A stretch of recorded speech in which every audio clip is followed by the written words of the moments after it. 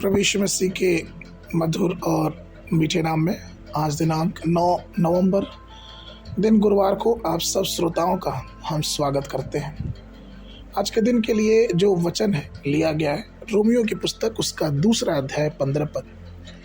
वचन कहता है, व्यवस्था की बातें अपने अपने हृदयों में लिखी हुई दिखते हैं और उनके विवेक भी गवाही देते हैं और उनकी चिंताएं परस्पर दोष लगाती या उन्हें निर्दोष ठहराती हैं। प्रियो, ईश्वर ने हर व्यक्ति के अंदर विवेक रखा है, चाहे वो किसी भी धर्म का पालन करता हो। यह विवेक ईश्वर की वाणी है और यही विवेक व्यक्ति के हर विचार और कार्य का न्याय करती है। जब वो पाप करता है तो उसके विवेक में यह बात चुभती है और फिर वो झिझकता है इन सब बातों को करने के लिए। प्रियो, हम जो मसीह में हैं और मसीह को जानते हैं, हमारा न्याय परमेश्वर के वचन के अनुसार होगा।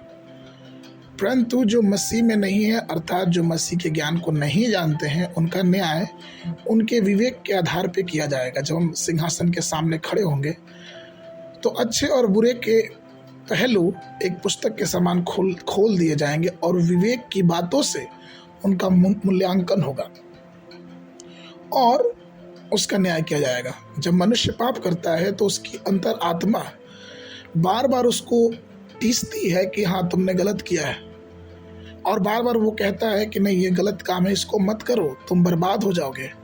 ऐसा हम देख सकते हैं बाइबल में। जब पतरस ने प्रभु यीशु मसीह का इनकार किया, उसके अंदर एक पश्चातापी हृदय प्रकट हो गया। हम ये भी देख सकते हैं कि जब यहूदा इस्करियोती ने 30 चांदी के सिक्कों में यीशु मसीह को बेच दिया तो उसके अंदर भी एक चोट, एक दर्द दिल से उठा, क्योंकि उसने गलत किया था और वो जाके फिर वो 30 चांदी के सिक्के फेंक देता है। प्रिय, जब कोई मनुष्य पाप करता है और अपने पापों को अंगीकार करता है तो प्रभु उसे क्षमा करता है। लेकिन जब हम उस विवेक को जो हमें बताता है कि हमने गलत किया, उससे बार बार दबाते हैं, अर्थात हम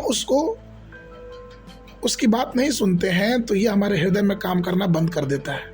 हम ये पाते हैं कि एक बार जब प्रेरित पौलुस प्रचार कर रहा था तो सुनने वाले के हृदय छिद गया और वो कहने लगे कि हे साहिबो, ये बताओ कि हम उद्धार पाने के लिए क्या करें। अर्थात उनके विवेक के अनुसार उन्होंने कार्य किया। प्रियो, जब हम अपने पापों को मान लेते हैं तो हमें परमेश्वर की शांति, हमारे विवेक, हमारे मनों में पूर्ण रूप से राज्य करते। इब्रानियों की पुस्तक उसके 9:14 में वचन कहता है, तो मसीह का लहू जिसने अपने आप को सनातन आत्मा के द्वारा परमेश्वर के सामने निर्दोष चढ़ाया, तुम्हारे विवेक को मरे हुए कामों से क्यों ना शुद्ध करेगा, ताकि तुम जीवित और परमेश्वर की सेवा करो। तो प्रियो, ये चाहिए कि हम अपने मनों को, विवेक शुद्ध रखें और परमेश्वर के वचन के अनुसार अपने जीवन को आगे बढ़ाते जाएं। आज के मनन के लिए नीति वचन की पुस्तक उसका 28 अध्याय 13 पद। जो अपने अपराध छिपा रखता है उसका कार्य सफल नहीं होता, परंतु जो उसे मान लेता है और छोड़ देता है उस पर दया की जाएगी। बाइबल अध्ययन के लिए सुबह के समय यिर्मयाह नबी की पुस्तक उसका 46-47, शाम के समय इब्रानियों की पुस्तक उसका 6वां अध्याय। परमेश्वर आप सबको आशीष दे।